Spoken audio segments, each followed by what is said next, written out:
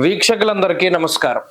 2025వ సంవత్సరం మే నెలలో ద్వాదశ రాశుల వారికి ఏ విధమైనటువంటి శుభాశుభ ఫలితాలు కలగబోతూ ఉన్నాయో తెలుసుకోవడానికి ముందు మే నెలలో ఉండేటువంటి ముఖ్యమైన గ్రహాల తాలూకు స్థితిగతులను గనక పరిశీలన చేస్తే మే నెల 7వ తారీఖున చాలా కాలంగా బుధుడు మీనరాశిలోనే సంచరిస్తూ ఉన్నారు. ఆయన తన యొక్క నీచక్షేత్రాన్ని వదిలిపెట్టి మేషరాశిలోకి ఆయన సంక్రమణం చేయబోతూ ఉన్నారు. అనగా 7వ తారీఖు మే బుధుడు అశ్విని నక్షత్రంలోకి మారుతారు, అంటే మేషరాశి సంచారం. అలాగే 15వ తారీఖు మే 2 సంక్రమణాలు కనబడుతూ ఉన్నాయి. ఒకటి వృషభ సంక్రమణం, అనగా రవిగ్రహం వృషభ రాశిలోకి సంచారం చేస్తారు. తర్వాత పుష్కరాలు ప్రారంభమయ్యేటువంటి రోజు. అది ఎంత గొప్ప రోజు అంటే రవి సంక్రమణ పుణ్యకాలము మరియు గురుడు సంక్రమించేటువంటి పుణ్యకాలము 15వ తారీఖు నాడు చాలా గొప్ప రోజు. ఆ రోజునే 2 గ్రహాలు మారుతూ ఉన్నాయి. గురుడు మిథున రాశిలోకి ప్రవేశిస్తున్నారు, రవి వృషభంలోకి ప్రవేశిస్తున్నారు. అలాగే మే నెల 25వ తారీఖున క్షమించాలి మే నెల 21వ తారీఖున రాహుకేతువుల యొక్క మార్పు, అనగా కుంభరాశిలోకి రాహు యొక్క మార్పు మరియు సింహరాశిలోకి కేతు యొక్క ప్రవేశం జరగబోతూ ఉన్నది.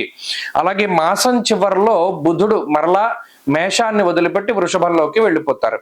మిగతా గ్రహాలన్నీ, అనగా శనేశ్వరుడు శుక్రుడు మీనరాశి యందు ఉన్నారు. అలాగే కుజుడు కర్కాటక రాశి యందు సంచారం చేస్తూ ఉన్నారు. ఇక్కడ చూడండి, ఈ మే నెల చాలా కీలకమైనటువంటి మాసం. దీర్ఘ సంచార గ్రహాలైనటువంటి గురుడు రాహుకేతువులు ఏకకాలం ముందు ఒకే నెలలో, రవి గురులు అయితే ఒకే రోజు మారుతూ ఉన్నారు. 6 రోజుల వ్యవధిలో గురు రాహుకేతువులు మారుతూ ఉన్నారు.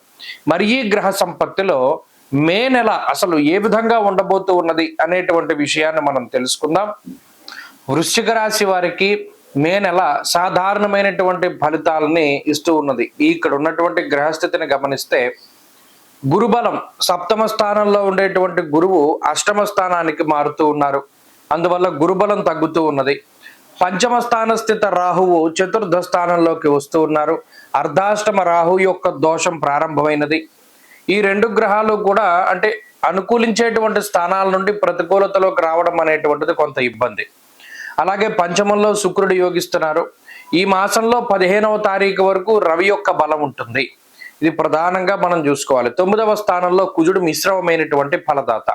అంటే ఈ నెలంతా ఏ గ్రహం మీద ఆధారపడాలి? 15వ తారీఖు వరకు ఉండేటువంటి రవి గురుల యొక్క బలం మీద మాత్రమే ఆధారపడాలి. 15వ తారీఖు దాటిపోతే గురుడు అష్టమంలోకి వెళ్ళిపోతారు, రవి ఏమో 7వ స్థానంలోకి వచ్చేస్తారు. మిగతా గ్రహాలన్నీ కూడా అంటే కేవలం శుక్రుడు మాత్రమే బలీయంగా ఉంటారు, అది పెద్ద బలం కాదు. కాబట్టి మే నెలలో ఏదైనా ముఖ్యమైనటువంటి పనులు ఉన్నాయి అంటే అది 15వ తారీఖుకి ముందు పూర్తి చేసుకోవాలి. ఇది వృశ్చిక రాశి వారు చాలా గుర్తుపెట్టుకోవాలి. అంటే ఎవరైనా ముఖ్యమైనటువంటి వారిని కలవడం, లేదా ఏదైనా ఇంటర్వ్యూ లాంటివి ఉంటేనో, లేదా వేరే దేశానికి వెళ్లాల్సినటువంటి పనులు, ఏదైనా ముఖ్యమైనటువంటి ఇంటర్వ్యూస్, ఇవన్నీ కూడా 15వ తారీఖు లోపుగా పెట్టుకోవాలి. అలాగే ఉద్యోగ మార్పుకి సంబంధించినటువంటి ముహూర్తాలు ఇవన్నీ కూడా 15 లోపే పూర్తి చేసేసుకోవాలి. 15వ తారీఖు దాటిన తర్వాత ఏమవుతోంది అంటే 7మంలోకి రవి వెళుతున్నారు. సామంత జన విద్వేష దారాపీడ సుతామయం. ఇక్కడ కొంత కుటుంబపరమైనటువంటి విషయాలపై ఇది ఎఫెక్ట్ చూపెడుతూ ఉంటుంది. అలాగే అష్టమంలోకి గురుడు వెళ్ళడం, అర్ధాష్టమ రాహువు రావడం వల్ల కూడా ఇంట్లో ఉండేటువంటి పరిస్థితుల వల్ల, అంటే కుటుంబ సభ్యుల మధ్యలో ఉండేటువంటి అన్యోన్యత, కుటుంబ సభ్యుల యొక్క ఆరోగ్య పరిస్థితులు, కుటుంబ సభ్యుల యొక్క మాట తీరు, ఇవన్నీ కూడా ప్రభావితం చెందుతాయి. మీకు వ్యతిరేకంగా వారు మాట్లాడడానికి, లేదా వారిలో వాళ్ళకి పొరపత్యాలు రావడం, ఏదో ఒక మాట అనుకోవడం, ఇలా ఐకమత్యత అనేటువంటిది లోపించడానికి ఎక్కువ అవకాశం ఉంటుంది. కాబట్టి ఈ మానసికమైనటువంటి సమస్యల వల్ల మిగతా వాటి మీద ఏకాగ్రత కుదరదు. కాబట్టి 15వ తారీఖు లోపులోనే ప్రతిదీ కూడా మనం ముగించుకోవాలి. ఇది ఈ కాలానుగుణంగా చేయవలసినటువంటి పని. అంటే అసలు మనం జ్యోతిష్ శాస్త్రాన్ని ఎందుకు నేర్చుకోవాలి, తెలుసుకోవాలి అంటే కాలం బలీయమైనది. అది ఎప్పుడు అనుకూలంగా ఉంటుంది, ఎప్పుడు ప్రతికూలంగా ఉంటుంది, ఎప్పుడు సానుకూలమైన పవనాలు ఉన్నాయి, ఎప్పుడు వ్యతిరేకమైనటువంటి గాలి వీస్తుంది, అది తెలుసుకోవడానికి. కాబట్టి వృశ్చిక రాశి వారు బాగా గుర్తుపెట్టుకోవాల్సిన విషయం, మే నెల 15 వరకు అనుకూలత ఉన్నది. అలాగే ఇక మరి 15వ తారీఖు దాటాక గ్రహాలన్నీ ప్రతికూలంగా కనబడుతున్నాయి. కాబట్టి కొంతకాలం పాటు ప్రయాణాల విషయంలో జాగ్రత్తలు తీసుకోవాలి. ఖర్చు ఎక్కువగా కనబడుతూ ఉన్నది, స్థానచలనానికి అవకాశం ఉంటుంది, అనగా ప్రాంతం యొక్క మార్పుకి అవకాశం ఉంటుంది. అయితే విదేశాలకు వెళ్ళాలి, అక్కడ చదువుకోవాలి, అక్కడ ఉద్యోగం చేయాలి అనేటువంటి వారికి మాత్రం ఇది అనుకూలతని కనపరుస్తూ ఉంటుంది, వారికి అనుకూలిస్తూ. అలాగే లాంగ్ టర్మ్ కోచింగ్లు తీసుకుని ఎవరైనా కాంపిటేటివ్ ఎగ్జామ్స్ కి వాళ్ళు ప్రిపేర్ అయ్యి రాసేటువంటి వారికి అనుకూలమైనటువంటి ఫలితాలు గోచరిస్తూ ఉన్నాయి.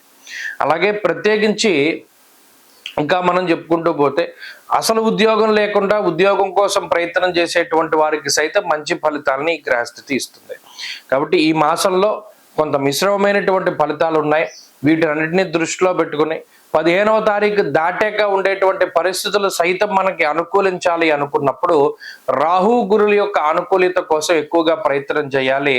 ఎక్కువగా దత్తక్షేత్ర దర్శనం చేయాలి, దత్తాత్రేయ స్వామి వారి యొక్క ఆరాధన చేస్తూ ఉండడము, దత్తక్షేత్ర సందర్శనం చేయడము, శ్రీ గురు చరిత్ర పారాయణ చేయడం, ఇటువంటి వాటి ద్వారా, అలాగే శ్రీపాద శ్రీవల్లభ చరితామృతం, సిద్ధమంగళ స్తోత్ర పారాయణ లాంటివి కూడా చక్కగా ఉపయోగపడుతూ ఉంటాయి. స్వస్తి.